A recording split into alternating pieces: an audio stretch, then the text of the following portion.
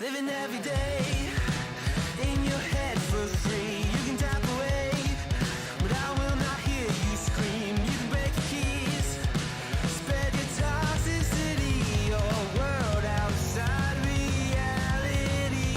In your room, a little hideaway, but you let it through. Enough to go insane, living in the dark hasn't treated you well. You're building your own prison cell. Hey, wait, don't waste it on me. Spite, lies telling you, don't waste it on me. Did I brush you off? Is it your lack of friends? We never met, even if you pretend. Am I in your debt? I don't owe you nothing. Don't say something you'll regret. Hey, wait, don't waste it on me. Spite, lies telling you, don't waste it on me.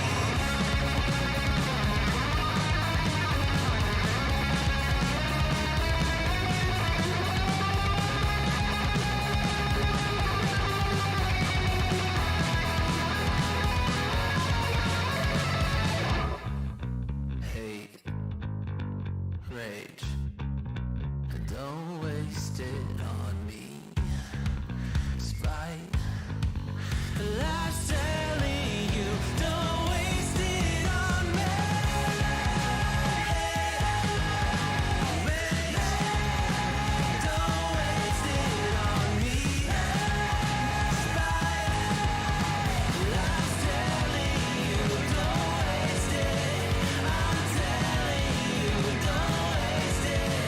Lies telling you, don't waste it on me. Ice and flames call my name. I freeze, I burn, I blame. I love, I hate the same.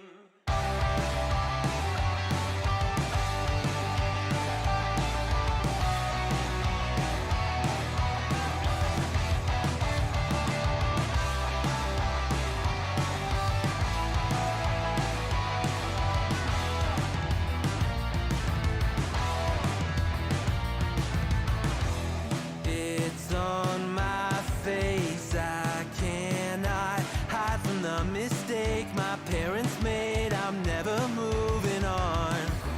Not made from love, a remnant of a selfish motive. Was I needed? Do I need it to go wrong?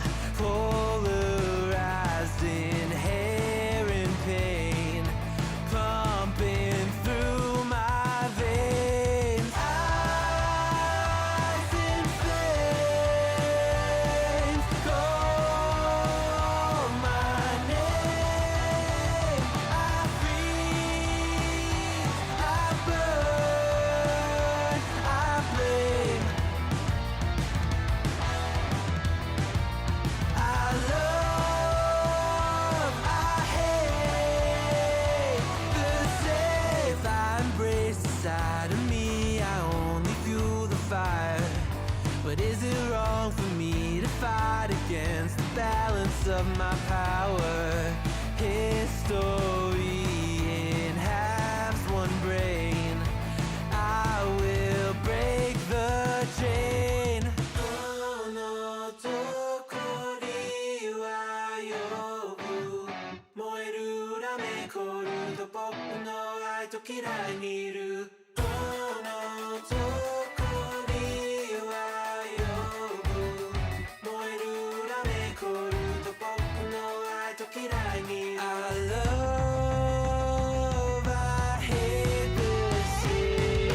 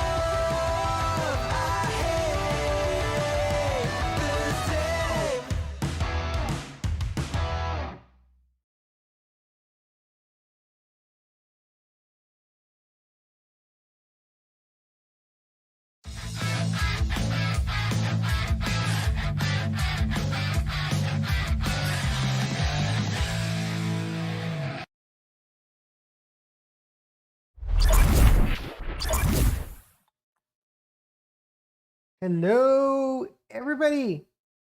How's everybody doing? Welcome to another episode of the Down in the Valley podcast. My name is Edson Ochoa, and I am your co-host. This beautiful, beautiful podcast that talks all about the toros, and I'm just so happy because we are back in regular season. We've been waiting so long to see the toros back in action, especially with the hype of independence that all of it that it brought. We're going to be talking today about the home opener. Obviously, we want to talk about the home opener, and just wanted to remind you today is going to be a Patreon invitational show. So as time goes on, you will be seeing other people hopping in that are patrons. So if you guys didn't know, that's one of the perks that you get from subscribing to our Patreon. You get to financially support us, but you also get a lot of perks. So if you guys want to support this podcast financially, be sure to check out patreon.com/downintheRGV. And you have 3 tiers to choose from. They all have their same different perks. So if you all are interested, go ahead and head out there and check it out. I do want to let you know, I do also want to thank the Beautiful Game Network for helping us, and as well as their sponsor, Roughneck Scarf. And of course, Icarus FC and Natural Beauty Spa. And so, excuse me for a minute. Anyways, glad to be back. I'm not alone today. We've got the recurring special guest, Rey Silva. We've got our co-host, Jacob Young, and our first Patreon is Santos. But let me go ahead and say hello and greet our co-host, Jacob Young. Jacob, how are you doing today? Yeah, I'm doing very well. Looking forward to talking some soccer. Should be a fun show. And yeah, not doing too bad. And just a quick reminder, guys, be sure to like this video if you guys are liking the stream. And of course, share the broadcast with all of your Toros friends. I know the fan base is pretty hyped up right now. And I think the best thing to do to keep up that momentum is to learn more about this team, discuss with other fans. And this is what we're here for. We are a platform for you all to have a good discussion in between the fan base. We're here to bring them all together. And that's what Down in the Valley is for. So Harry says, what's up, RGV Nation? What's up, Jacob, Edson, and Ray? How's it going, Harry? Glad to have you back, of course. And be prepared for next week because we're coming for you. And then, we've got RGVFC in the chat, the official RGVFC YouTube chat. Z and everybody, thank y'all for tuning in. I appreciate y'all support as well. Don't forget, share that stream. Loving it. But anyways, moving on, let's go ahead and give a warm welcome to Rey Silva, who is the host of the South Texas Border Sports podcast. Ray, how are you doing? Hello, Edson. Good evening to all who are involved in the chat and the Patreons. Thanks for joining us. It's good to be back out here and ready to talk some soccer. Definitely, man. And of course, let's say hello to, not only is he a Patreon, but he is the Stampede president himself, Santos Cisneros. Santos, how are you doing? Hi guys, well, just joining your podcast, man. Oops. Oh, there we go. Listen to in the afternoons. We're always glad to have you on, man, and I really appreciate all of the support that you have given this show, and not only financially, but even like with the sharing and the discussion. It's always great to talk Toros with you all. It's a pleasure to have you on. But anyway, let's go ahead and start this show. Let's get this on the road. All right. So after I don't know how many months, it felt like forever, to be honest. It doesn't help that 2020 was, I guess it was 2020, there's no other way to describe it. It was a strange year. really wasn't that great of a season, and I'm kind of putting it mildly out there, you know. But anyway, there was a lot of hype going on with the bringing of Wilmer Cabrera, the Independents, and then the home opener.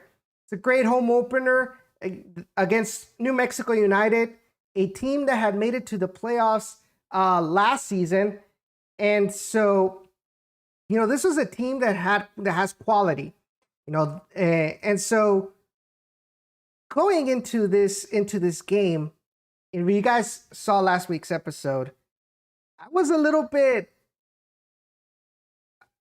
cautious, right? I didn't think that this team was gonna be at a level that they would go up against New Mexico, and also not only because of the fact that they started preseason late. We have a whole brand new team, so chemistry was going to be an issue. And even Wilmer Cabrera, during practice, in that week leading up to the home opener, he mentioned that. And Ray, you're not going to let me lie. He mentioned that it was going to be an issue. The team, he felt, hasn't gelled 100% together, and but that he felt that the team was going to go out there. They were going to go play some entertaining soccer. They were going to give it their best, and they did. Honestly, I think it's the best way to put it. New Mexico was coming into this game.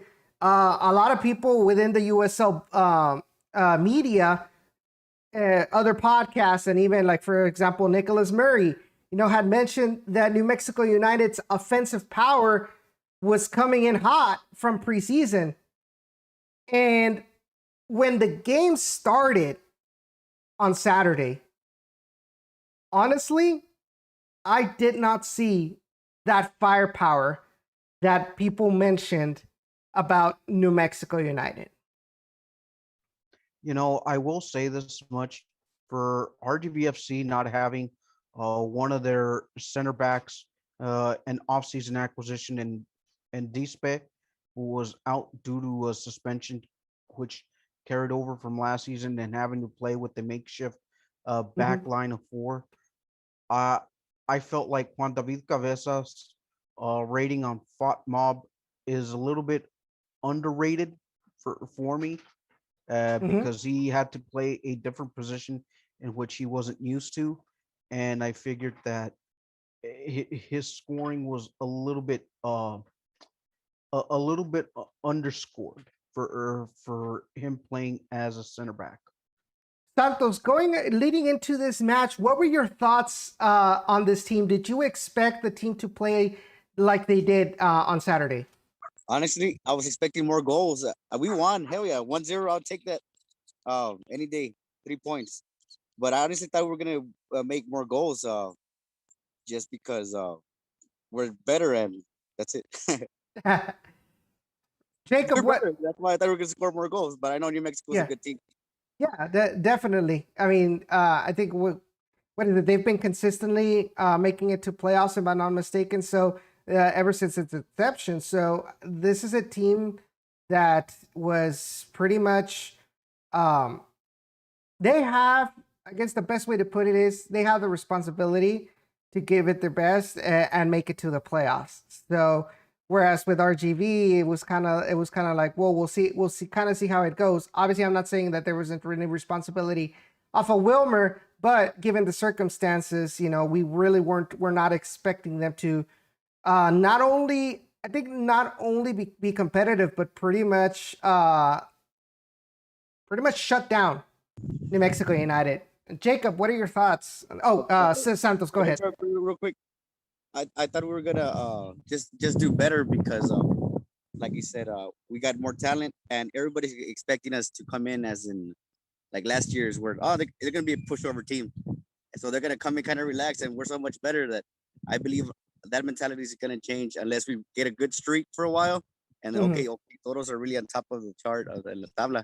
Okay, so get ready for them. Until that happens, I think maybe we'll surprise some teams early in the season because they'll be thinking we're gelling last year's team, and we're coming with some power this year.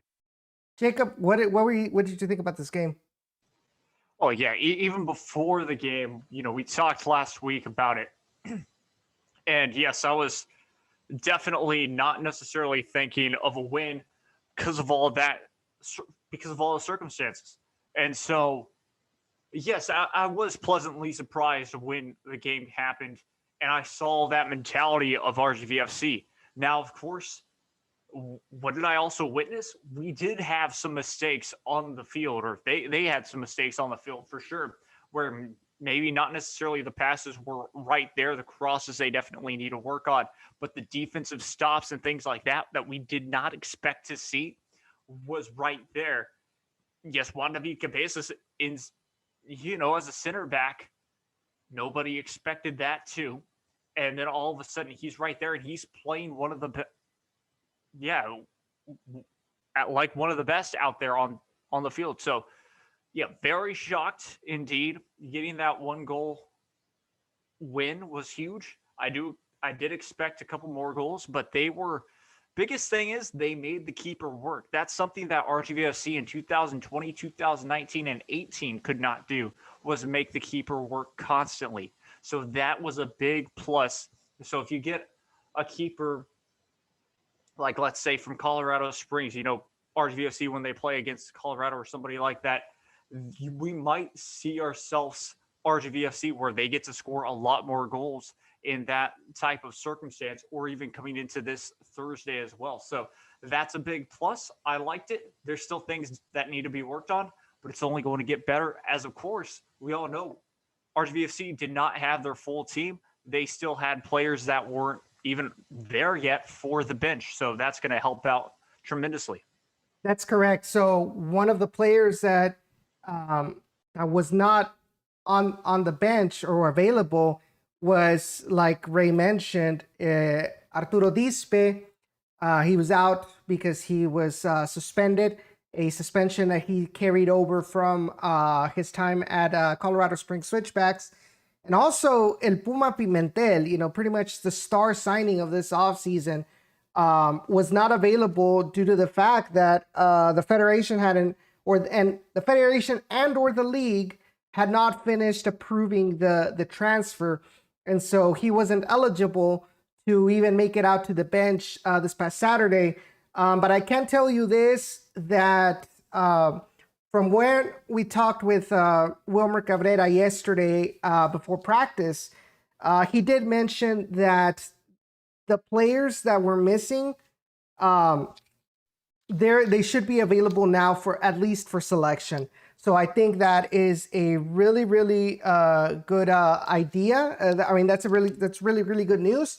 And now it's going to be a question of who is he going to be picking as a starting 11 for this matchup against San Diego Loyal. Do you go the route of, we say in Spanish, equipo ganador, equipo que repite, the team that won? Do you repeat that same lineup, or do you put in those missing keys, or those missing players, and see what they can do this time against San Diego Loyal? Edson, one of the things that you brought it up and you touched on it, that Wilmer did say that there was going to be more selection availability, and at this point, what do you sacrifice at this point? Do you sacrifice a Vicente Sanchez to sit him down and bring him in as a coaching role, and put in Dispe and whatever other player availability becomes to fruit? Or do you kind of still have Vicente as a bench player and kind of just add whatever else is missing to the team 18? I think that's going to be the bigger question, at least for this week. So let's go ahead and take a look at the lineup that Wilmer Cabrera presented this past Saturday. So I think no surprise to many, or no surprise to all, we had Tyler Derrick on the goal. You then had, as the right back, you had Camden Riley.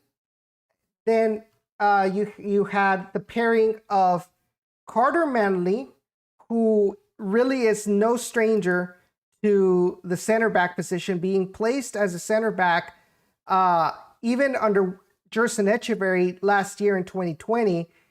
He was more of a right back, or people consider him more of a right back. But as I mentioned many times during the show, he convinces me more as a center back than as a right back.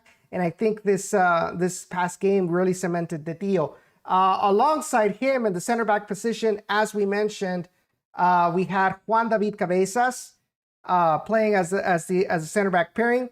Wilmer says he's never seen him play as a center back, as a professional player. Hey, Dad, how you doing? Saludos de Monterrey, Nuevo León. So it was interesting to see him playing in that position, and I think he did real well in that. So going into the midfield, we had as more of the holding position, at least with what the USL Championship mentioned, as a holding central midfield, you had James Murphy right there. Alongside him, you had Rodrigo Lopez out on the left side of the field. Then you also had sorry guys, I'm missing the game MVP, Grant Robinson, playing as the left back. I'm sorry, Grant, if you're watching this, it was my mistake. But yes, and then also on the midfield you had Wang Kuzain. So it was more looked like a 4-3-3 formation. We go up towards the forwards. We have Christian Sorto playing out on the left wing. You have Elvis Amo, right, Ray? That's the pronunciation? Or is it Amo? Correct. Amo. And to top up the starting 11, we have Alexis Cerritos, who we actually talked to yesterday, and we'll get that after we talk about this game. We'll get more into a little bit of details about what exactly Alexis Cerritos and Wilmer Cabrera mentioned going up to this upcoming match. But yeah, that was your first starting 11 for Toros 2.0. Santos, I want to get your thoughts on this starting 11.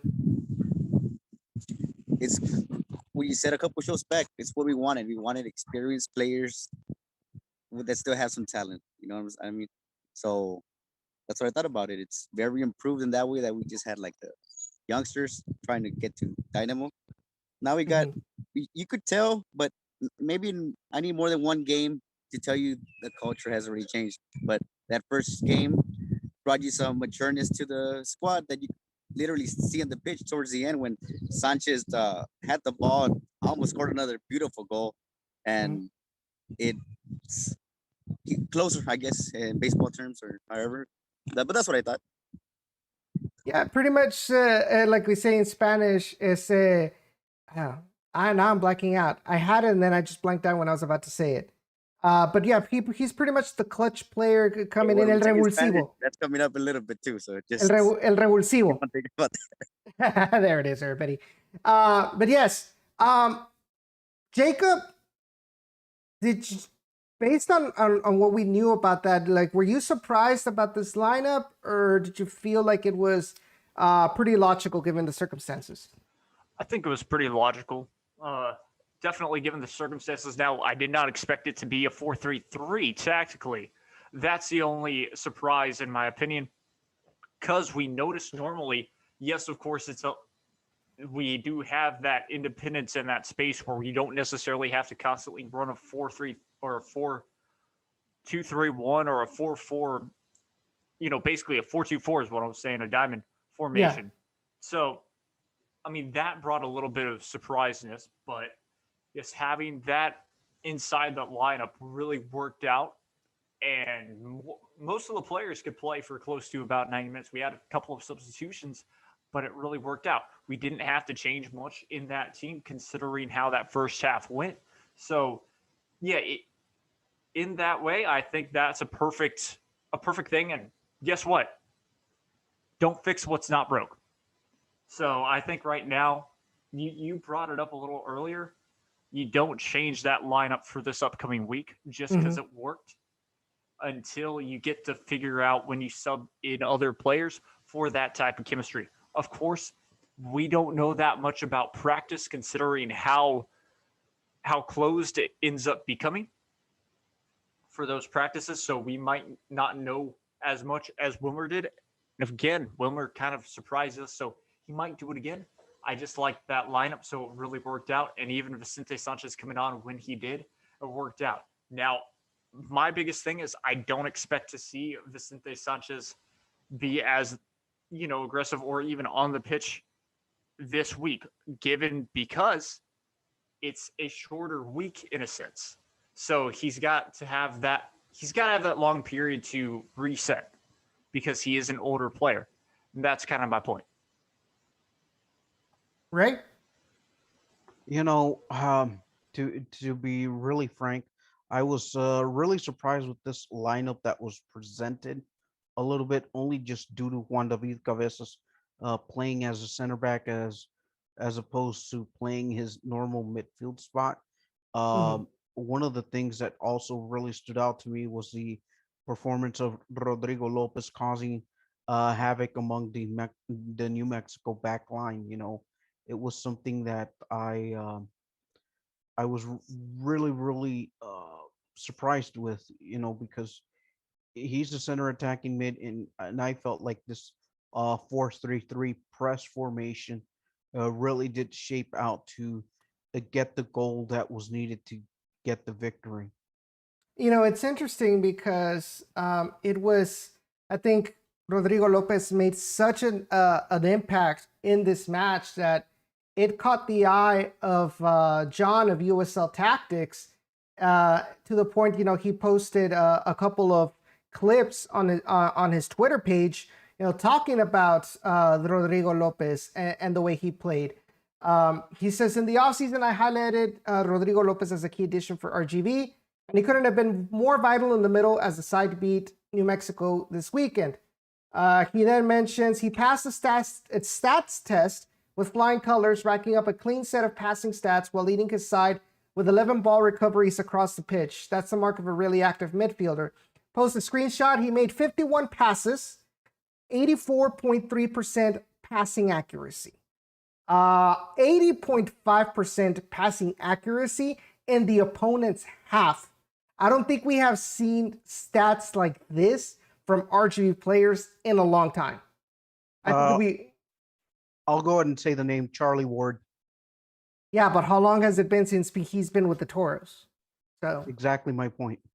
Anyway, so 4 long passes, 47 short passes, won 5 duels. So he was very active. I think not only was he that distributor, as these stats are showing, but he was also more of the intimidator as well. It was like watching Dale Earnhardt Sr. like in soccer form, because his presence, those little fouls that he would commit against New Mexico United players to kind of tell them, hey, I'm here and you're not going to get past me. That kind of thing that was missing from RGV FC players due to the lack of experience that our players had in these past couple of years. Well, now we have someone like Rodrigo Lopez, like I said, to be the intimidator, English is hard, intimidator for the other team. So I think that mentality kind of infected everybody else on the team. They were aggressive. They were hungry to get that ball back whenever they would lose the ball. High pressure against New Mexico United. New Mexico United did not feel comfortable distributing the ball, especially in the first half. I think Chelo also felt a little bit uncomfortable from the I distracted him, literally distracted him. He was walking towards the corner. Ándale, Chelo, la vas a cagar como la cagamos aquí, and real loud. And he looked at me with a face like a. And then when he did to the other side, he did the same thing. And I was out there putting pressure on him. Hey, that's my job back there. All right. That's true. But So it's interesting that we look at the stats from the game, and in total, RGV had 12 shots compared to 10 from New Mexico United. I wish they would tell us. I wish they would tell us by halves in the USL website, but only 2 of them were on target. Only 2 shots from New Mexico United were on target. And honestly, like I said, Tyler Derrick really didn't have a lot of work to do. I think if anything, just those 2 saves in the first half, and that was pretty much about it. That shot from long range by Chelo that went straight towards his hands, and then the through ball that Tyler Derrick was able to intercept quickly before the attacker was able to get something going in that 1v1 situation. So I think so. Like I said, it was the stats really show. I guess you can say dominance by the RGV defense. You know, if Fat Mob had really put in Rodrigo Lopez's rating, I would probably figure he would be really close to getting that man of the match award. But again, there was no rating, so Grant Robinson, enjoy the day of glory for this one. So I want to take the time. Let's go ahead and look at the messages that we've had so far from the people that are watching our show, from all of our audience. Obviously, we want to welcome Seek and Strike Collective, which is a New Mexico United podcast. We want to welcome them to the Down in the Valley YouTube channel. Welcome, guys. Hope you all feel welcome here. And hopefully you are enjoying the show. Harry says Monterrey 1, Crew 0 in CCL action. And then Bobby says, when was the last time we felt so optimistic after just one game? Never. I don't think ever. Because I think in every home opener, we never won. This is the first time we won in a home opener. And I remember in 2020 last season, complete cluster F, or shall I say a complete cluster. God, I love that goal, XLR.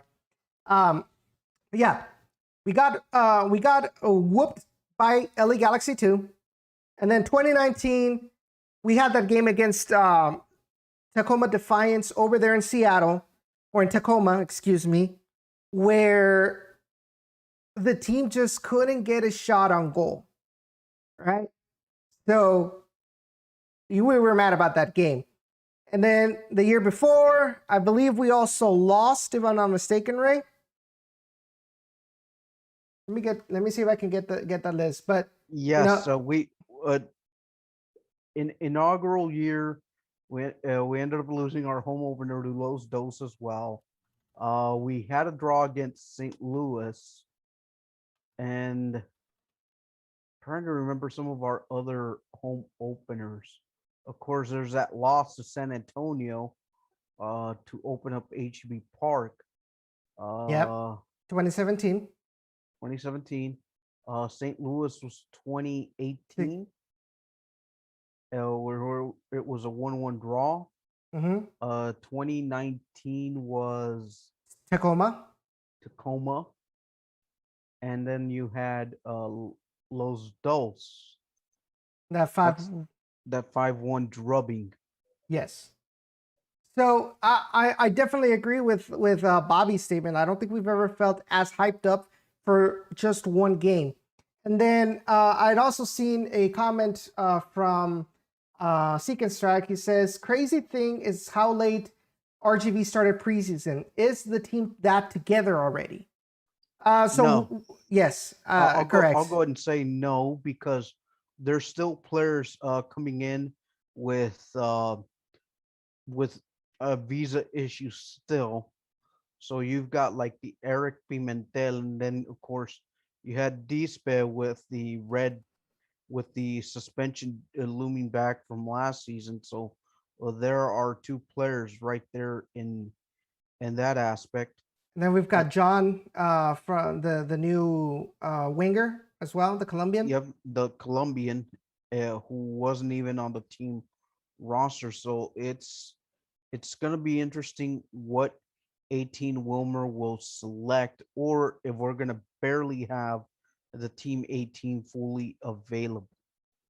And Michael says we still have some other players, and Juan Carlos Azocar is hurt, but he will be back. So yeah, I still don't think we're at 100%. Even if we take out of the equation the players that are yet to become part of the roster, I think even this lineup that we played on Saturday, I think there's a lot to improve.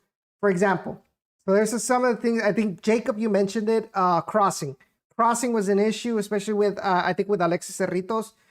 His crossing wasn't really accurate. There were multiple times where he attempted a cross towards Elvis or towards Christian Sorto, and Sorto was like right here, and the ball ended up going behind him. So there were multiple times where I saw that. I also felt that I think in the beginning, they were a little bit too, like I say in Spanish, estaban muy revolucionados, which kind of led anxiety. Yes, as Alexis put it, the anxiety of playing the game, they kind of were a little bit over, like they had the adrenaline flowing, and I think that was one of the things that kind of led to that yellow card frenzy in the first half, where you had 5 players from both teams getting yellows in a span of what, like 30 minutes. So, but you know, it was those urges to kind of like playing against your fans, all of that. I think now they'll be a little bit more calmer, but a lot calmer, but not losing that intensity that they had when they played against New Mexico United, with with that hunger to take away the ball, that high pressure, making sure that the midfielders, the distributors are not comfortable out there on the pitch, do not have enough time to find an open teammate to pass it to. So there's that. Jacob, anything else you wanna add about that?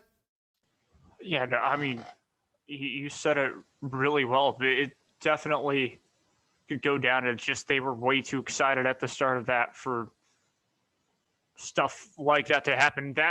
I mean, what I'd like to see as well is that aggression, considering that, well, we kind of did not see that from RGVFC years ago. We also saw a lot of RGVFC where they were able to get the possession, but didn't know what the heck to do with it, where they would not try and, well, basically just get a shot on goal too. So that was a big thing. I like where this team is definitely heading. I like our opportunities for this upcoming Thursday. So it's also really nice to have options. And I think when that occurs, it's going to be perfect. So, Eddie, are you in? Yeah, what's up? I'm in, bro. Hey, how's it going, man? Welcome to Down in the Valley. I know you've been a Patreon for a couple of months already. So first of all, thank you for the support, and welcome to your first, Patreon show, man. Nice. What's up, man? So I want to get your thoughts before we kind of move on. I want to get your thoughts on this opening game. Man.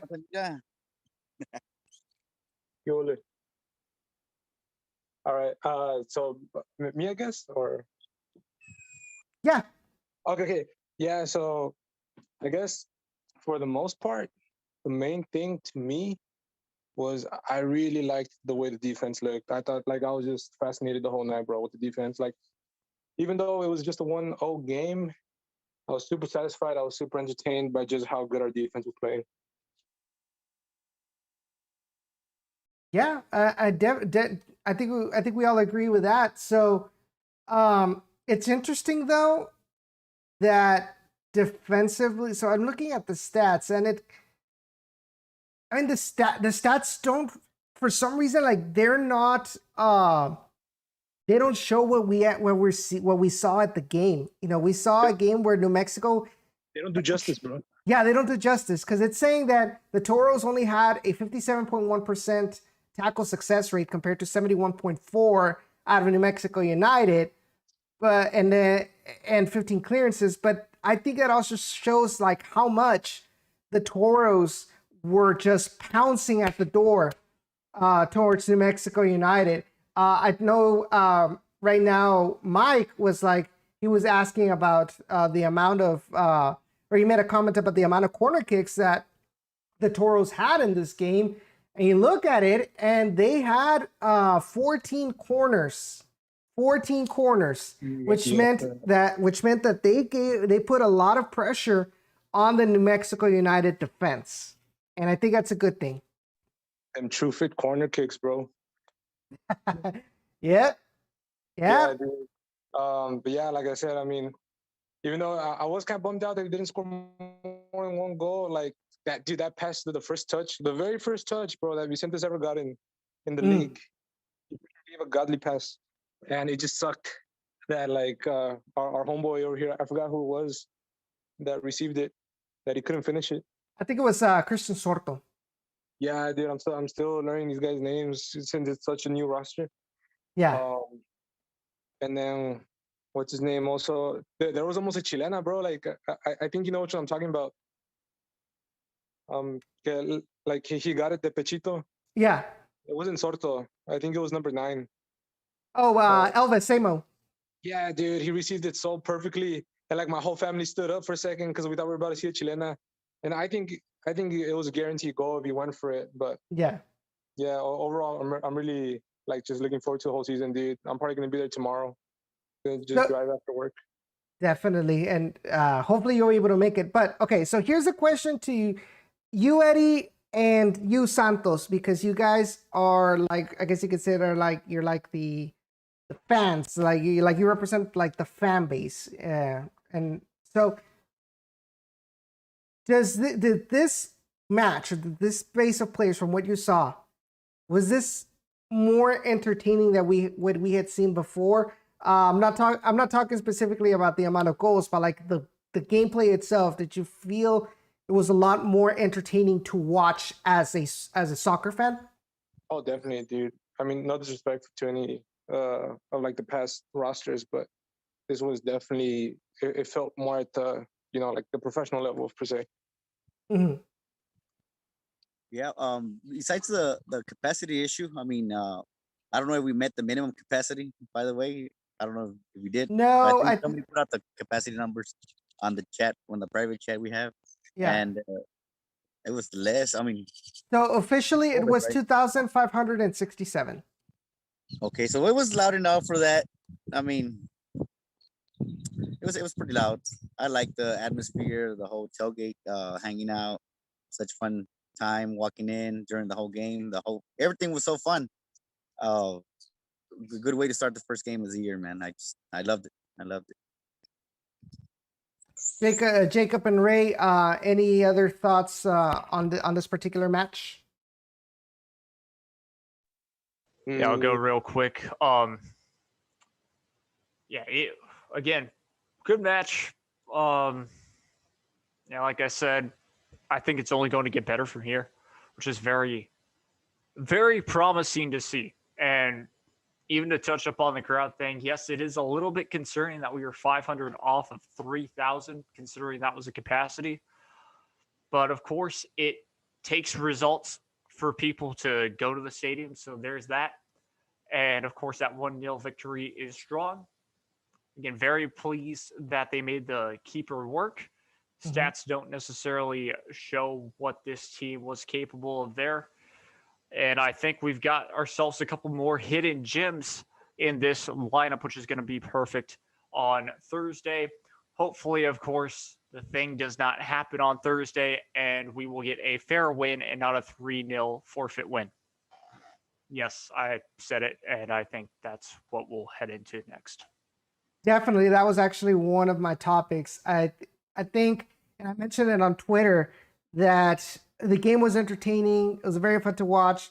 Obviously, getting the first win of a RGVFC home or opener is a big plus. But the fact that that particular chant came back during the game, not just once, but consistently throughout the match, I think it's very troublesome, to say the least. You might agree with it, or you might not agree that it's a homophobic chant. I do think that it is homophobic because of, I guess you can say, the roots of what that particular word is used for colloquially in Mexico. There's a lot of people that say, no, it's not homophobic, but at the end of the day, I think people need to realize that the environment between Mexico and the United States is completely different. We are in the USL Championship. It's a completely different fan base, and while other Liga MX teams or Ascenso teams, might take it with a light heart and it's like, they'll think it's funny.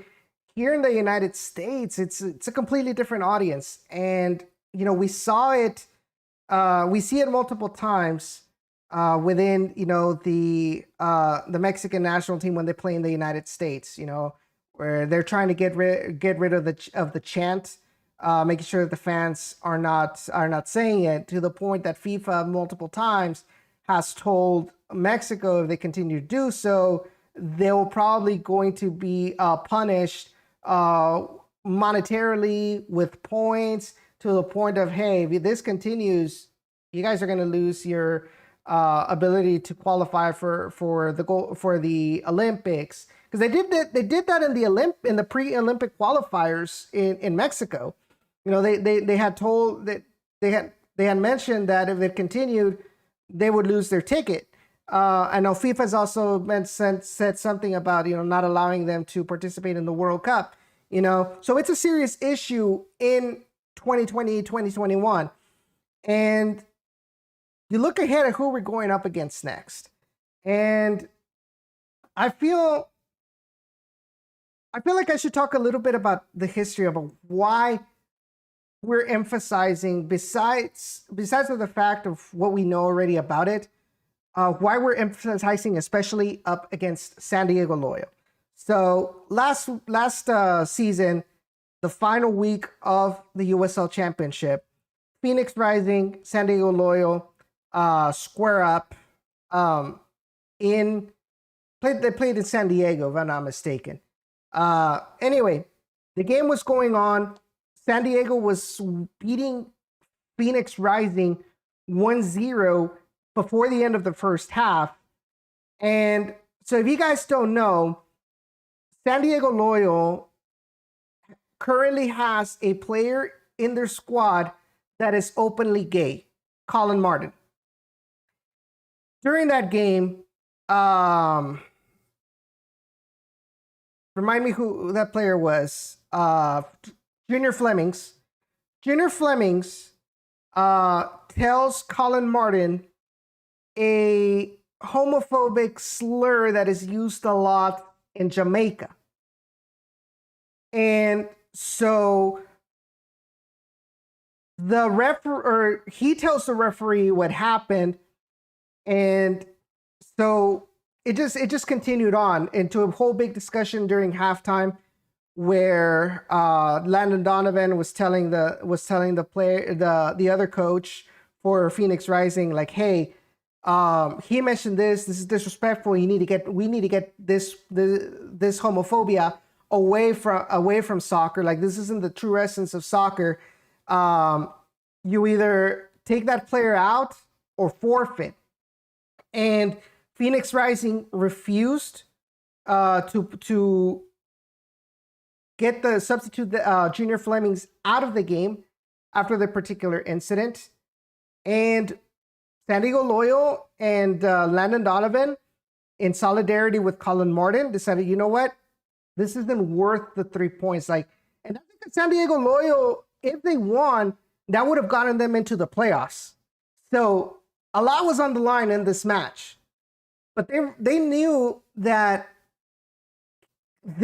taking a stand against homophobia was bigger than making it to the playoffs. So they, as a team, decided we are going to forfeit this game because Phoenix Rising isn't doing anything about it. And so they forfeited. They lost 3-0. Because of that result, they didn't make it to the playoffs. But now, fast forward to this, and we have to remember that this game is going on national television. It's going on ESPN Deportes, if I'm not mistaken, or ESPN2. So if something Deportes. So if something similar happens where we continue to scream that chant during the game, and San Diego Loyal decide to forfeit if that continues as the game progresses, that is going to be highly embarrassing for us as an RGV fan base. And I think the rest of the USL fan bases will not let us live it by. They're doing that we're still doing that with Phoenix Rising as a club. I know that the Bandidos and their supporters groups pretty much criticize their own team for the lack of action in that particular incident.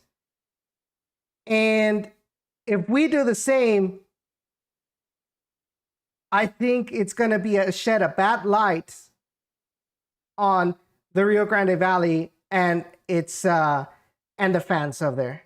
And even if you don't want to do it because of respect towards our LGBTQ players and fans, at least do it to avoid to avoid giving the Valley a bad name in the eyes of the rest of the USL.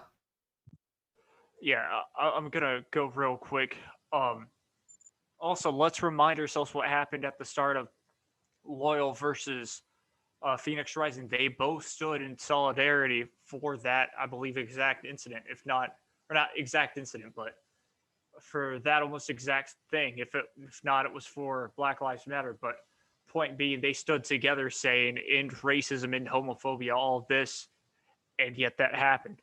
Now, of course, yes, this isn't okay. I wrote something on my Twitter. It was a long thread. And I mean, I stand by it. I'm straight, but that's not my point here. I stand with everybody. You do you. I do not care. I'm not going to ask what race you are, what your whole ethnicity or whatever it is. Because if you're just a cool person, if you vibe well, why am I to judge you differently? So, yeah, no, it's not okay. It should never be said. I've hated this chant ever since I learned what it was about and was like 13 or 10. I'm not even kidding.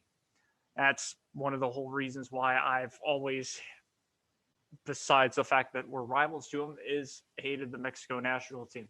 It irks me so much that this is still going on. FIFA doesn't do anything about it. I'm just a little upset at RGVFC right now because they did not necessarily bring it up. Yes, it's not up to them, but honestly, there has to be something said before this game on Thursday. There has to.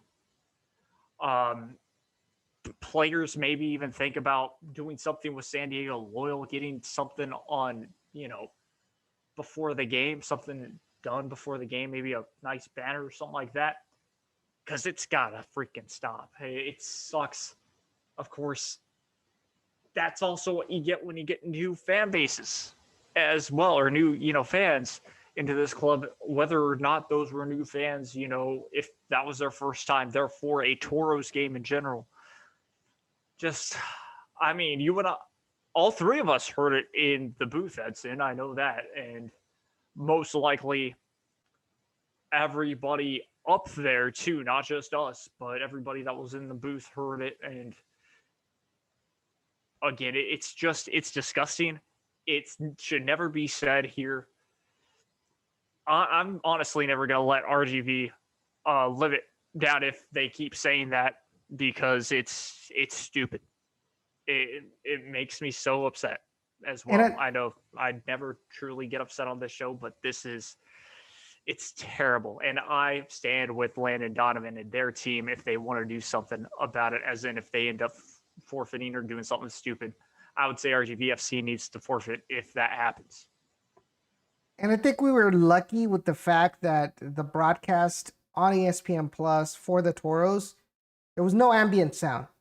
So it probably didn't make a big as big of an impact as it probably would have done if there was some ambient sound on the broadcast feed. So I think we got off lucky there. But the fact that a traveling curse member posted it on social media, it brought some attention to it on USL Twitter, and I don't want to imagine if if this like you listen to it on a national broadcast, so that's something that we really should want to avoid. Ray. All right. You know, until the FIFA or any governing body of this sport decides to lay the hammer down for homophobic chants, I think people will start to listen and to actually follow through on the instructions. I am sick and tired of FIFA always playing this little cat and mouse game with Mexico, and I'm certainly sick of it here in the Valley as well. And until FIFA really drops the hammer on Mexico or any governing organization or any team or country that does this homophobic chant, until there's severe punishment handed down, whether you lose the points or you get closed doors and there's heavy fines, then I think this would be eradicated in a soft term, but threats, uh, nice wrist slaps isn't going to be enough until there's some actual action done. I think the eradication begins to start right then and there. That's just the way I view it. And I wouldn't be happy if Mexico loses out on a World Cup spot. I mean, hey, if their people can't behave and can't learn to be educated culturally, then that's something on them. But that is just something that the FIFA needs to like get a grapple of, or any organization body that has a league to run. They need to put a stranglehold on it immediately. I mean, So that's just the way it's got to be dealt with. It's got to be dealt with somewhat of an iron fist. I want to get y'all's opinion, Eddie and Santos, about this issue. Santos, I know you being the Stampede president, kind of puts in kind of like a little bit of well, what can we do as a supporters group to try to mitigate this scenario. And I know you all have been talking about it and discussing it as a supporters group. What would be the best course of action come Thursday night? Okay, a mini solution we came up immediately was just instead of building up or drum rolling the kickoff, just keep on playing whatever jam we were jamming to and just keep on going, because we do help out building up the when we start doing the drum roll and the whole making it louder part. So if I have any part on that, yeah, that's what we have a part on. We've tried to eliminate that within a Stampede, and we're gonna try to keep it non-racial, not homophobic, or any asshole behavior, man. You want to be an asshole, a jerk, go be bothering people while you're drunk. We don't want that in our squad. We don't want that in Stampede. So just period, no asshole behavior, man. You could be wherever you want in your personal life. Just go to the game, enjoy the game, root, chant, or just stand with us there, wave a flag. That's all we want. We don't really care. I mean, we care about the puto, because what? Let's say we lose points. We lose. We can't go inside the match. You get suspended. And today I had a conversation with the president and the coach of the team, and there's gonna be more police presence, especially because of the San Diego Loyal coming this weekend.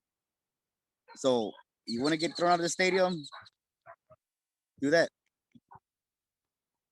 Yeah, and I think it's a good sign that the Toros have decided to take some course of action within and of itself. And then you mentioned it as well, the Stampede. You guys are responsible to help lead this lead the fans in a chant. Now it is very difficult to control more than a couple thousand fans and try to control them back in when they're doing something else.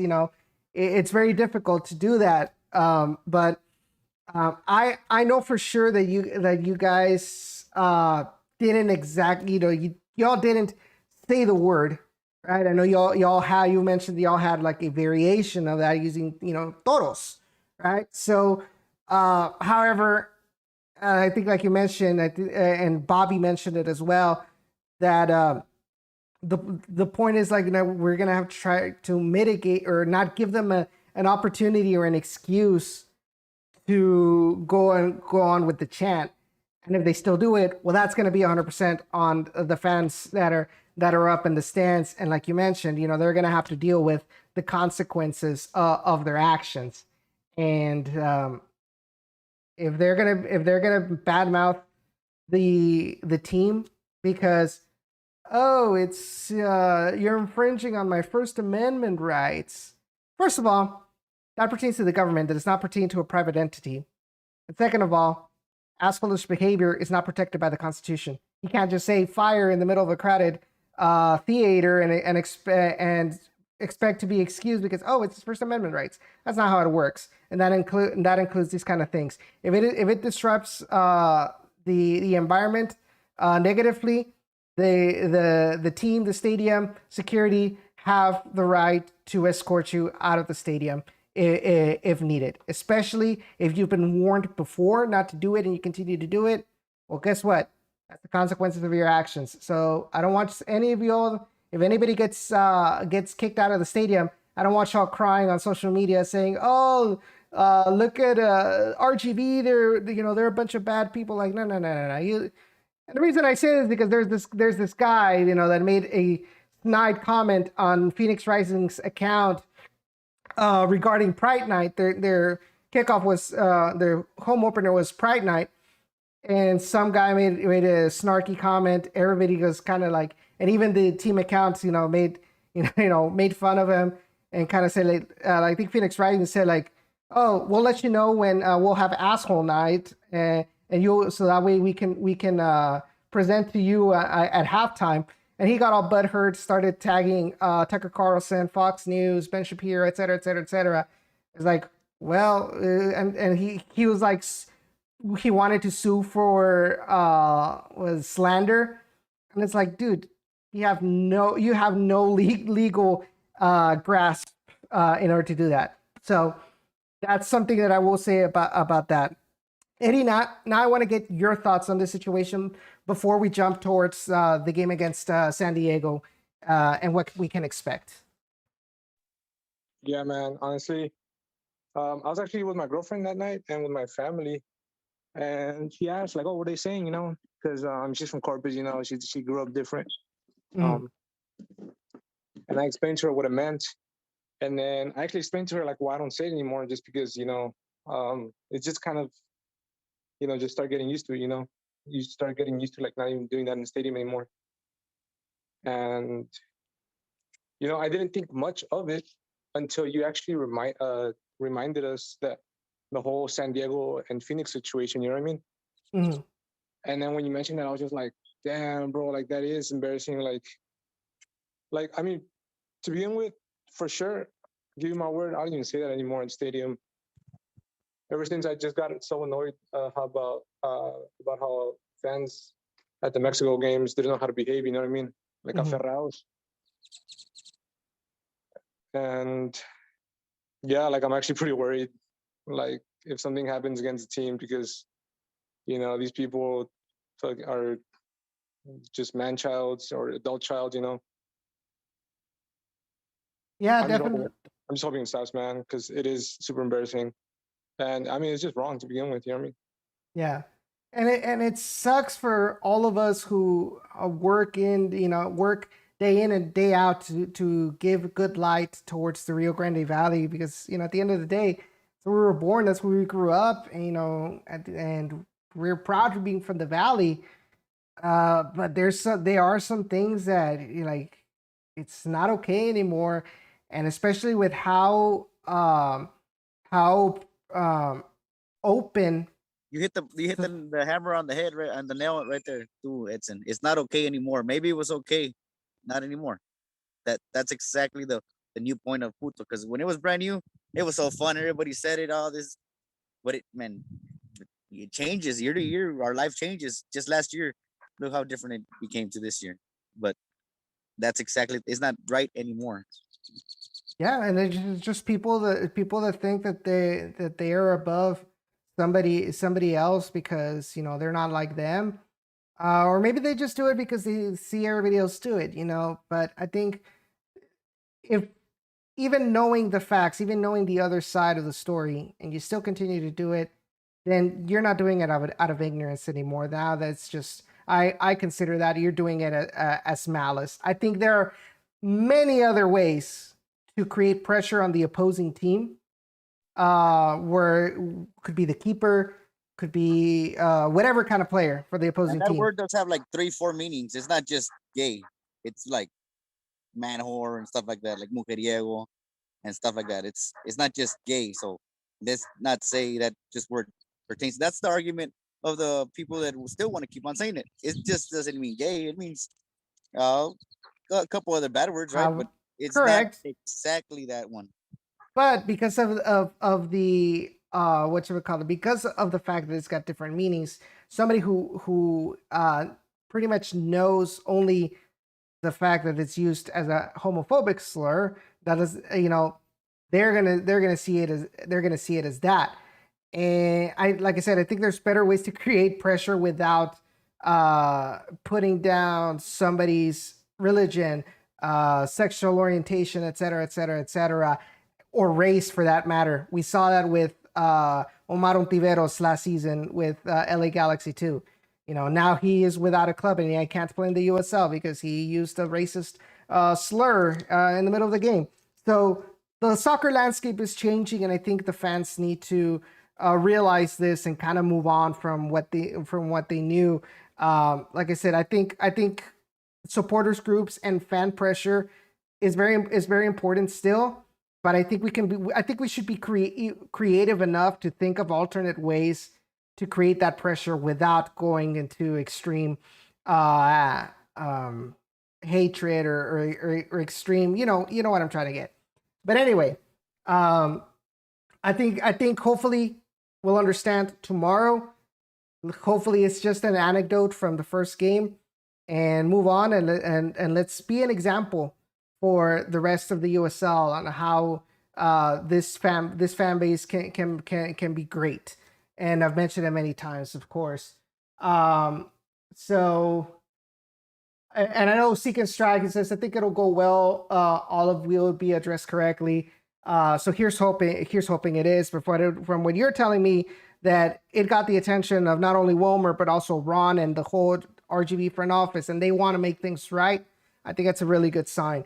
So hopefully the fans can actually show up and understand this. And let's put this all behind. But anyway, moving forward, tomorrow we have another game, short turnaround. Rey, yesterday you were with me at the RGV practice. We interviewed Alexis Cerritos. What were your thoughts on his on the things he said in the interview? Not bad for a 20-year-old kid who's breaking into his 5th or 6th game in the USL Championship form. It just seems that he has a very high level of maturity to him.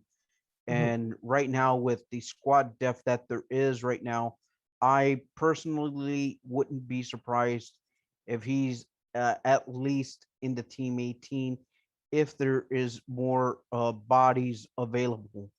Um, and I just think that that was one of the things that, uh, while the previous teams did have that maturity, it was more on the field presence that kind of killed it. And I just felt like Cerritos is one of those players uh, that's been there from the beginning to uh, be with the team since day one, to get those opportunities in. So I know I had asked him about what they learned from the match against New Mexico United, and this is what he said. He said we had a couple of anxiety moments. I feel that our energy, we got it over with. It's our first game. The home opener is always the exciting one, so we let that go. I feel that we learned the momentum of the game. How is it to be in front of fans again? I know it feels good after so long not being able to have fans, and now that we have that out of the way, I feel that we can perceive it in a much better way. Even though we had a good result, we are ready for San Diego. We also had Wilmer give his thoughts in that press conference, and he mentioned on about San Diego. He says when you see only the result, you can say it's going to be fine. It's going to be good. But when you're watching this game and you watch the game, San Diego could have tied the game.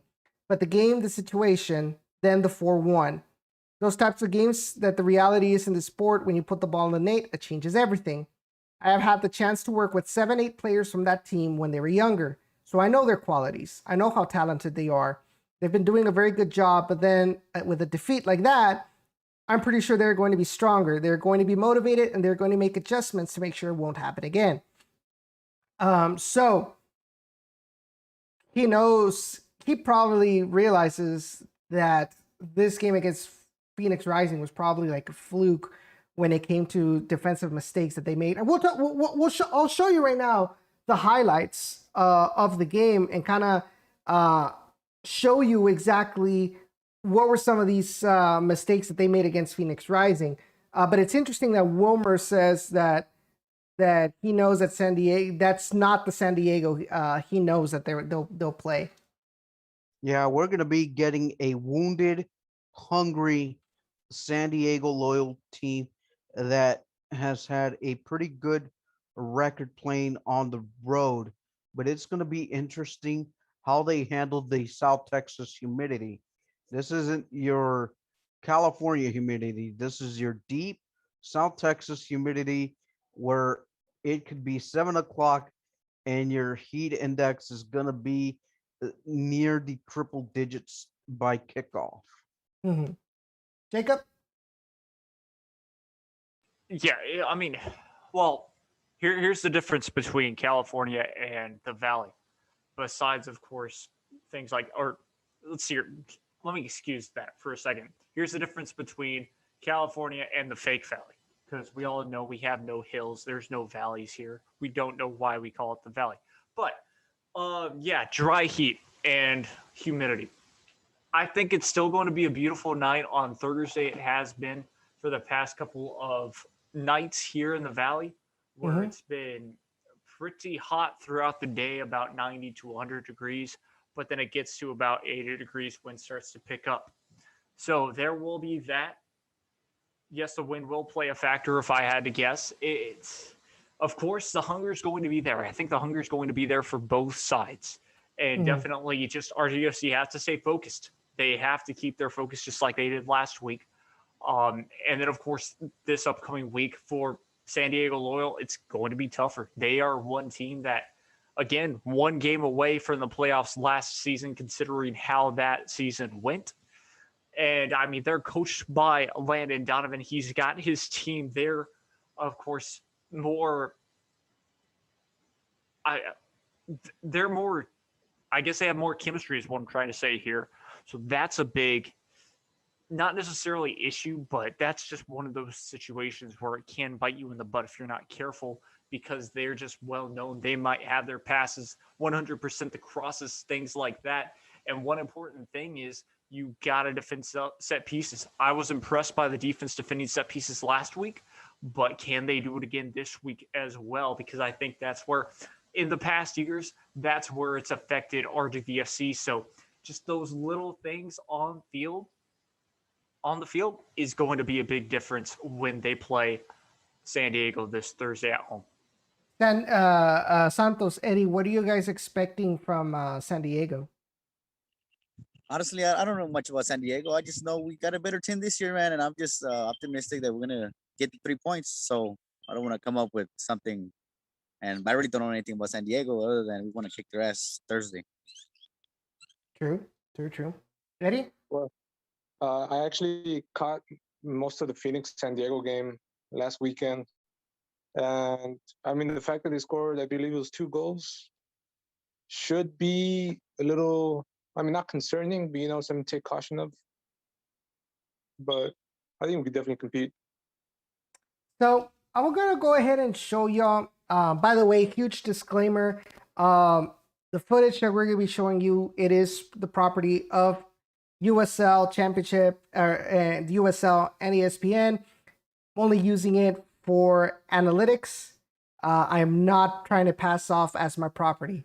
So huge disclaimer right there. Should be fine, hopefully.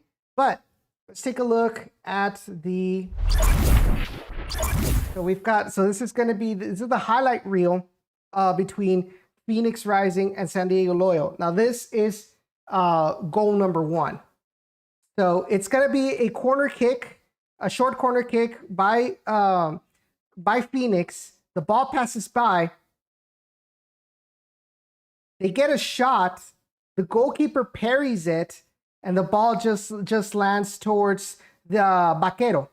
Now, here's the interesting part that I want you all to see.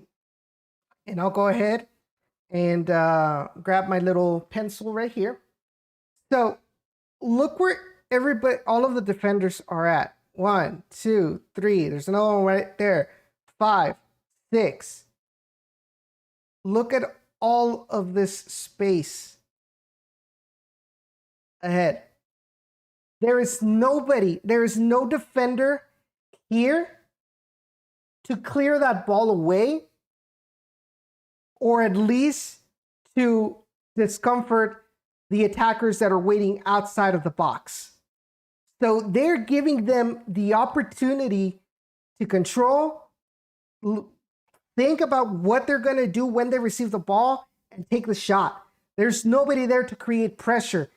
And a lot of the times in these cases, you need to have at least one person here. So in case that ball does get out of the box, you have that person there to either grab the ball and clear it, or to at least, like I said, put pressure on this guy right here, maybe force him to go out to the wing instead of just getting that straight shot right then and there.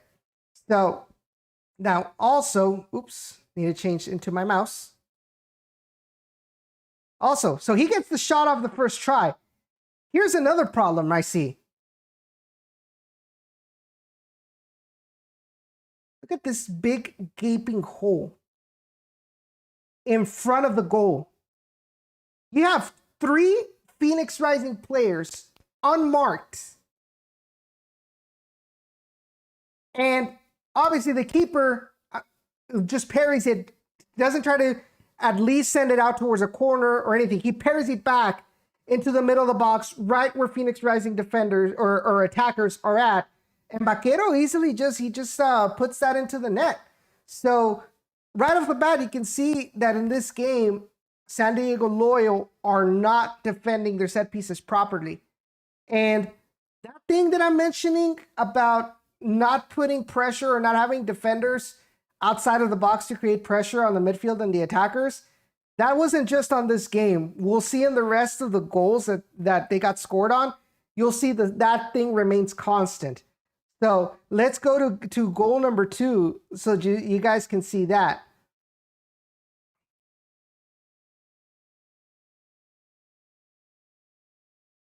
So this one is goal number 2. You've got everybody right there inside of the box. You have 4 players in this vicinity trying to cover number 7. You've got this guy covering him. Solomon Asante is by himself on the other side. So that's worrisome right there as a San Diego defender. If I was Landon Donovan, I'd be worried about why Solomon Asante unmarked. So we continue the play, and you'll notice once again, same issue. Everybody is inside the box. There's nobody outside the box to avoid these kind of passes and a direct line towards the goal. There's nobody out there to create pressure. And so I think, and this is just the first 2 goals, but I think if the Toros are going to have a chance to score against San Diego Loyal, we're going to have to shoot from outside that box. We're going to have to make that goalkeeper work. Look at that. He parried that ball again. 2 goals in a row. He parries that ball, and number 7 just comes in and swoops it back into the net. Santi Moar. So the key I can tell you is shoot from outside the box. The goalkeeper's probably going to parry that and just be right there. Expect that rebound and just pounce on that real quick and get it in. That's one of the things that I'm seeing from this game against Phoenix Rising by San Diego Loyal. Now, I think this is going to be, this is the San Diego Loyal goal. This is pretty much a rebound off of the, as you'll see right here, gets the cross in. There's a rebound off of the defender, puts number 9 in position. This should be goal number 3 if I'm not mistaken. Look at that. That's just a dumb mistake on the transition. Now they're caught off guard. Give that ball to Solomon Asante. Puts it towards Santi Moar. All right. I want to know if you guys can see the issue right here. You got 1, 2, 3 players right there. They are all looking at Santi Moar.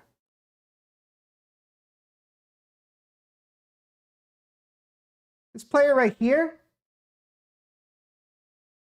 he has all of the space open in front of him to just run into space. And that's exactly what happens. You continue this play. Look at that. All open space. Gets that shot, and that's goal number 3 right there. So this defensive line by San Diego has a lot of problems with communication and a lot of problems with trying to figure out who to mark and how exactly they should mark. Look at that. In just one pass, they got past 3 defenders at the same time. Now, this is goal number 4. Look at that.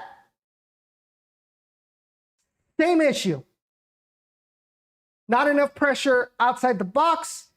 Gives them the freedom to shoot from outside the box. Number 27. There is a deflection off of the defender to get it towards the goal. But at the end of the day, the same mistakes.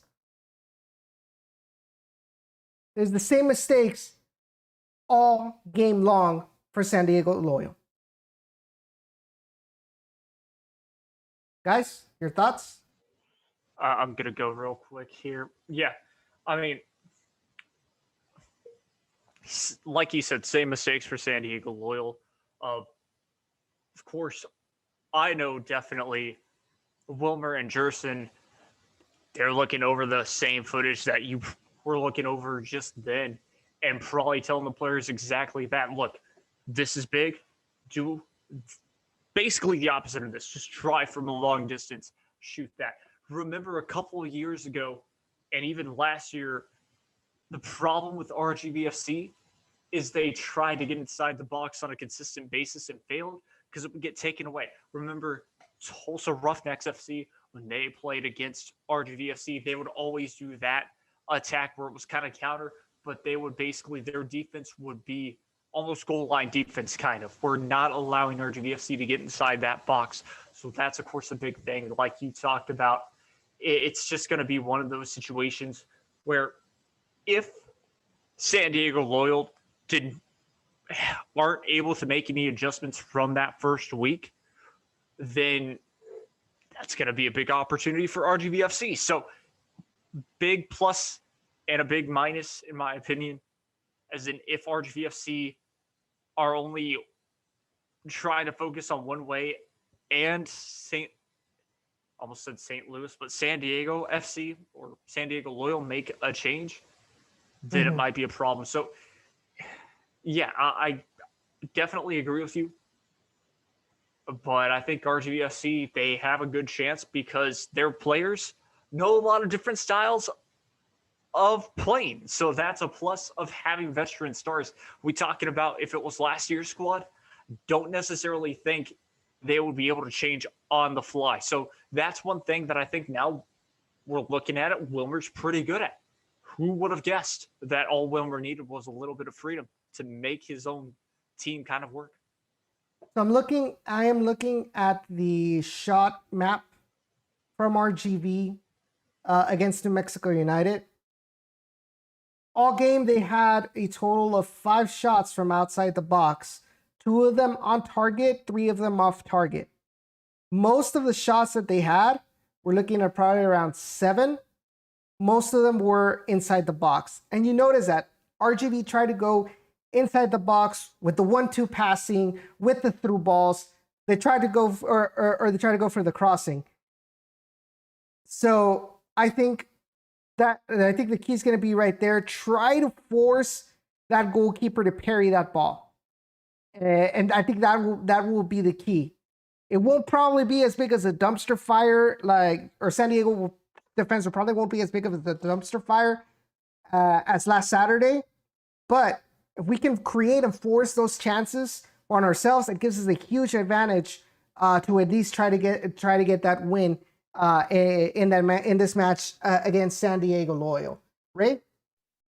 You know, just by hearing that analysis and viewing some of the shot maps that we've had, yes, it 40% shot on target ratio doesn't seem like a real sexy number, but if you take a look at it, I don't want to use the term baseball perspective, but if you're 2 out of 5 getting into target, I mean that's pretty darn good considering that you're shooting from a far distance, and especially if you're trying to hit the target. So I kind of like that idea of attacking them through that side. And also, one of the things that you did mention about the San Diego Loyal about leaving unmarked men inside the area box, well, that's where you kind of have to pounce them in a little bit, kind of create that pressure, because where you do get rebounds, I mean, hey, those rebounds can be short instead of long rebounds, and try to put one past the keeper in between the pipes. So that's where I kind of see this game going, is that they're gonna want to replicate that same style where they may not have the tallest of players, but yet keep everything on the ground and try to force everything through a ground game instead of using an aerial game. And I think Harry says, let's be real, because he says Loyal defense was trashed that night, but let's be real. RGV is not Phoenix on the offense. They're not. We know that Phoenix Rising are an offense that is a lot more gelled together than RGV's is right now. But if there's something to thank Phoenix Rising for, is showing the Toros how to pull apart the San Diego Loyal defense. If we can replicate some of what Phoenix Rising did to San Diego, heck, try to find our own ways to break apart the defense. But if you know that this particular tactic work, why not try that? We know if we can see that that's their weakness. Let's try to take advantage of it. Let's try to take advantage and get as many opportunities in front of goal as possible, and cause those opportunities. So we're about to wrap up this game. We're about to wrap up the show. But before we go, we need to do what is a tradition here in Down in the Valley, and that is predictions and bold predictions. I'm going to go ahead and start with Jacob.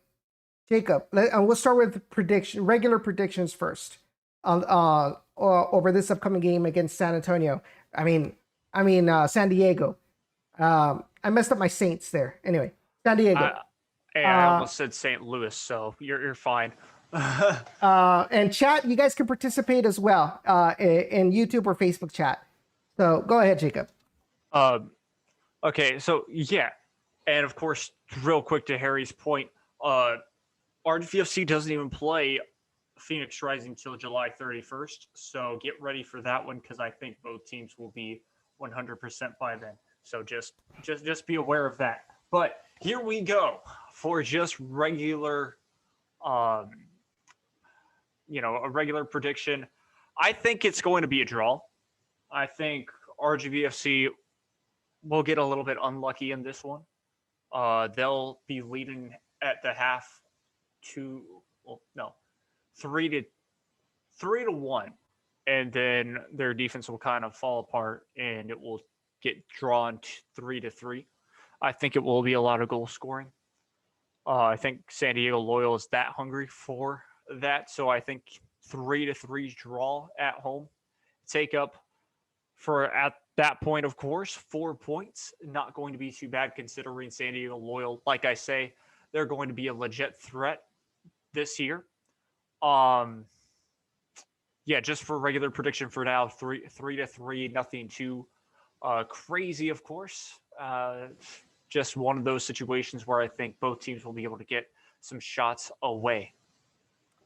Ray? Regular prediction. I am going to stick with RGV 1, San Diego Loyal 0. Again, this team is not going to play. It's not going to play pretty, but at the end of the day, what matters is the result. And I just feel like another 1-0 victory, another clean sheet at home to get 6 out of 9 points possible to open up the homestand. That's just my regular prediction. All right, Santos?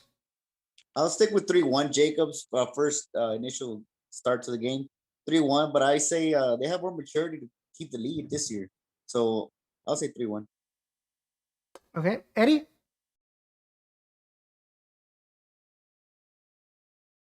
Eddie, you there? What's up, boss man?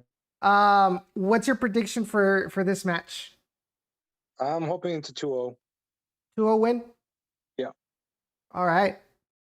So I'm Is gonna it just go. the London Donovan 2-0? You really trying to rub it in, you Mexico fan, really? No. Yeah, it just feels like one of those midweek 2-0s. You know what I mean? Mm-hmm. 2-0, matter of fact. Yeah, I think it's possible. I think it's possible with the way that the RGV defense behaved against New Mexico United. I think it's possible that we can get that kind of score. I'm gonna go more with a 2-1. I'm gonna go with a 2-1 win over San Diego Loyal.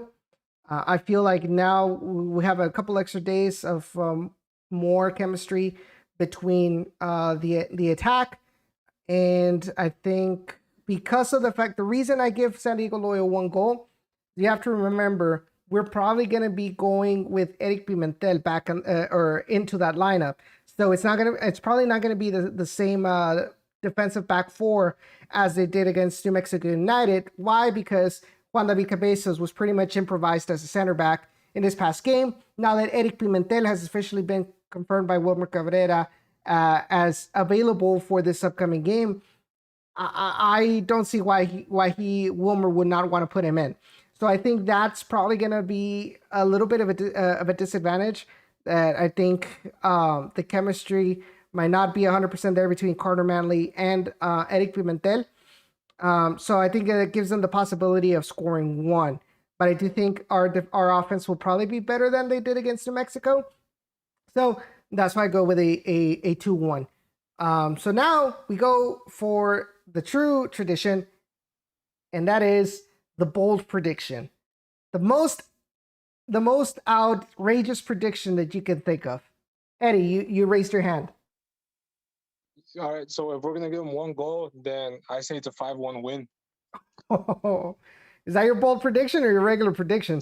Yeah, like I don't know, man. Them boys just gonna be dropping goals left and right for no reason. Bold prediction. All right. So Jacob. Bold prediction. It's going to be bold, but yeah, I'm going to start the year off just a little bit calmer. So yeah, no red cards in this game. Referee is not going to lose it just like he almost did this past week. But it is going to be a little crazy. You say 5-0?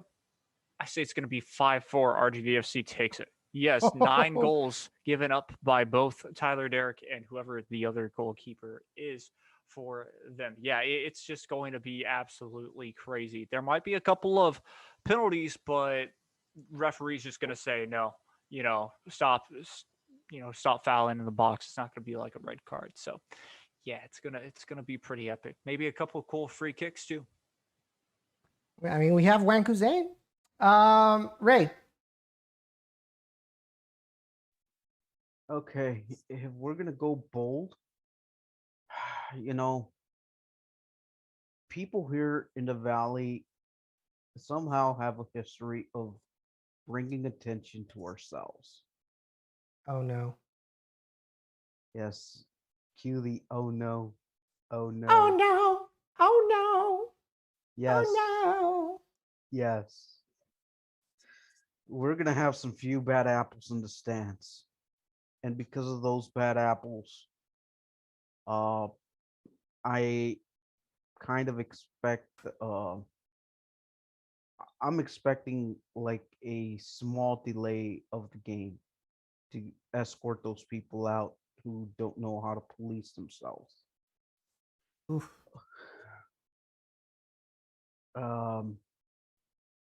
And because of it, I mean, I wouldn't want to see anyone be affected in any way, shape, or form, but Toros will end up winning the game 3-1,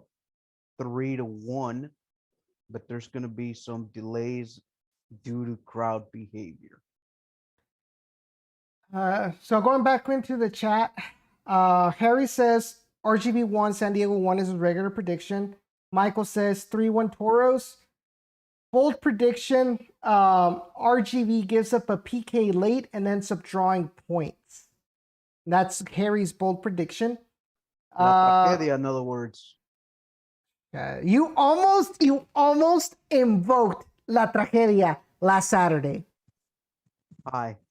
Okay, Harry giving us a tie is a fucking win, bro. We gotta admit that. Because usually say we lose. So if we're tying, we're actually gonna win by a couple goals. He's scared. It's because he's scared, man. He's scared. And then Michael says, bold prediction, Toros 4-0. Santos, your turn. Bold prediction, I'm going opposite of Ray. Nobody's gonna hear that chant. Because there's supposed to be a video hopefully coming out by tomorrow that there's gonna be on the screen players saying no more of that. That's my bold prediction. Might not be true. It's a bold prediction. Hi. Okay. Let's go. Bold. Let's say bold. But And when we say bold, let's say something else. Because Austin's hell Yeah. no. Or is it To be fair- somewhere in this picture? to be fair, that tradition is longer than the Bold's been alive. Yeah. It all started from the Peel. So huge shout out to Justin and Josh. Miss y'all, man. And I miss y'all. So as far as score is concerned, what's your bold prediction? Oh, 3-1's bold, pretty bold. 3-1's pretty bold. Okay. Eddie? What's your bold prediction? Me, dude, my bold prediction stays at 5-1. Okay. Yeah. All right. Yeah, my bad for the delays, bro. I'm up in the attic right now. My sister just she built her gaming PC. And Yeah. her GPU just came in. So I told her, as soon as you get it, I'm gonna install an Ethernet port in your room. So I'm up in the attic right now with a headlamp installing the Ethernet port. It's all good, bro. It's all good. It's all gaming PCs, man. That gaming PC life. That Rocket League, bro. I'm gonna get her on. Hey, but 5-1, man. 5-1. Here's hoping, man. It's not gonna be the first time where a bold prediction has come true. Hope that'd be great if that comes true. But guys, that's gonna do it for this week's episode. Thank you all for your support. Santos, Eddie, thank you all for being patrons and of course coming onto the show. I know Mike was in chat as well. My dad, Harry is also a patron of the Down in the Valley podcast. I want to thank each and every one of you, including my dad. RGVFC for an office member, whoever joined. Yes. Thank you all for your support as well. You know, it's obviously it motivates you when our fan opinions or our analysis is pretty much taken into consideration by people in the front office, which also means that you guys as fans are being heard. So any kind of things where you want to see this team improve, they'll listen. I think they've shown it in these past couple of days. We were asking for independence. We had independence. We wanted better players. We're getting better players. So they're listening to what y'all want. So don't let anybody tell you otherwise. They listen and they're looking out for our best interest as fans as well. So don't ever forget that. I want to thank everybody in the chat as well. I want to thank the Beautiful Game Network for their support and their hosting of the Down in the Valley podcast. I also want to thank the sponsors of the Beautiful Game Network, Icarus FC and Roughneck Scarves. Are you tired of the same old uniforms and cookie cutter templates from Nike and Adidas? You're looking for a unique, completely custom kit for your youth club, Sunday League squad, adult, or even a pro team? Icarus FC can help you create the kit of your dreams at an affordable price. Let them help you design your new custom kit today at IcarusFC.com. By the way, I forgot to put their little thing up on. There we go. Also, the Beautiful Game Network is also sponsored by Roughneck Scarves. We want to thank them. We want to thank them as the official scarf supplier of MLS, USL, and US Soccer. Get custom scarves for your group or team at roughneckscarves.com. And of course, we want to thank the support of Natural Beauty Spa for their continuous support of the Down in the Valley podcast. I also want to let y'all know, if you guys missed any part of the show, you can always watch it after the stream ends on the YouTube archive, or you can check out the podcast on Google Podcasts, Stitcher, Apple Podcasts, TuneIn Radio, Spotify, Breaker, and on Anchor.fm. You can check out the audio there. Also, follow us on all of our social media. That is down below. Facebook, look for us as Down in the Valley. And you can also follow us on Twitter and on Instagram at Down in the RGV. I hope y'all enjoyed this show. Santos, Eddie, thank you all for coming on as patrons. Continue to spread the good word of Mr. Toro to all of your friends. And let's continue growing this fan base. And thank you all for your support. Ray and Jacob, thank you so much for coming on as well. And we will see each other next Wednesday at 7 p.m. to continue talking about the Toros. Hopefully, we can talk good news about tomorrow's match. That way we can get that momentum towards San Antonio Hate Week. Wish you all the best. Drink plenty of water. Wear your mask. And of course, be safe. And let's get that bad word out of our vocabulary at the stadium. We're here to have fun. We'll see y'all next week. Take care. Later, Eddie.